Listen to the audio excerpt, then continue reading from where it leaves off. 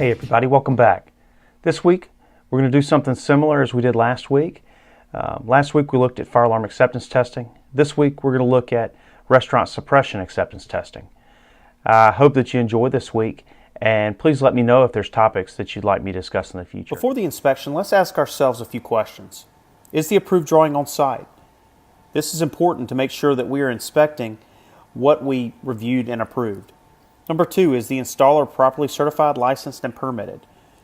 We should have already reviewed this information, but it's a good chance to look back at it and make sure that the installer is indeed certified and the person that you have the certification for. In step 1, I usually locate the manual pull station first to make sure that it is easily accessible in the path of egress and is mounted between 42 and 48 inches above finished floor.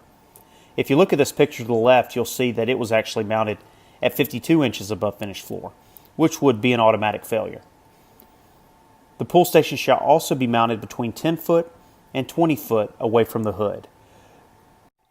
In step 2, we want to ensure the pipe sizing and configuration complies with the approved plans. Number 2, piping and nozzles should be secured.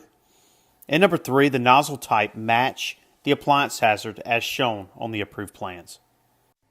In addition, the nozzle placement shall comply with the approved plans, not only in its location but also in its distance from the hazard. I actually measure each one while comparing to the manufacturer manual. The plenum and the duct shall also be protected in accordance with the approved plans. Now it's time to prepare for the test by activating the makeup air and the exhaust. I typically do this by activating the required heat probe or interlocked cooking equipment. Ensure that all cooking equipment is turned on. This is important for verification of shutdown. Step 3 is actually conducting the nitrogen blow-off test. Number 1, actually activate a manual pull station. Also, what you want to do is activate a detection device, which is typically done by utilizing a test link. Watch the system activate by blowing up the balloon situated over each nozzle. Those nozzles are situated over the appliance line, in the plenum, and in the duct. In step 4, after system activation, we need to ensure that the fuel and/or power shutdown devices were engaged. This means that everything under the hood should cease operation. Number 2, the makeup air ceases operation, but the exhaust shall continue to operate. And number 3, the building fire alarm system, if available, should be activated. The fuel and/or power shutoff devices must be manually reset. So we must actually go to the electrical panel and reset the shunt trip breakers. Also, we must be able to locate the gas valve in the immediate vicinity of the cooking equipment and manually reset the gas valve, as shown here on the right.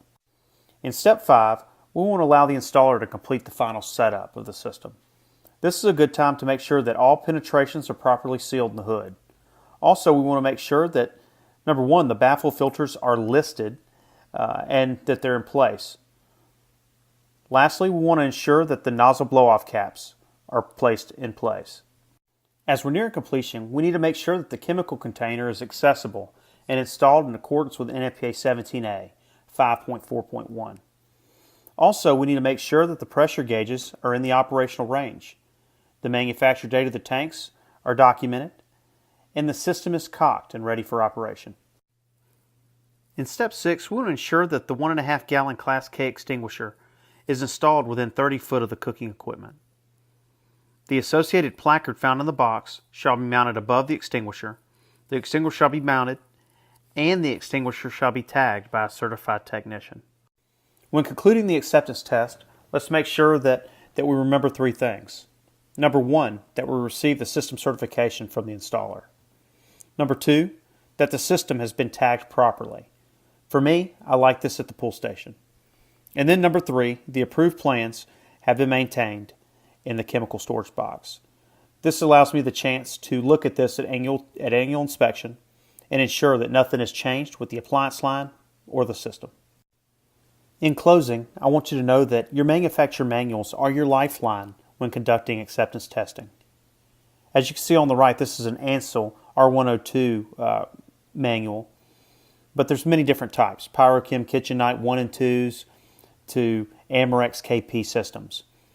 Make sure that you have your manual with you so that you can verify distances, the nozzle type, and whatever may come up. Thank you so much for being with me this week.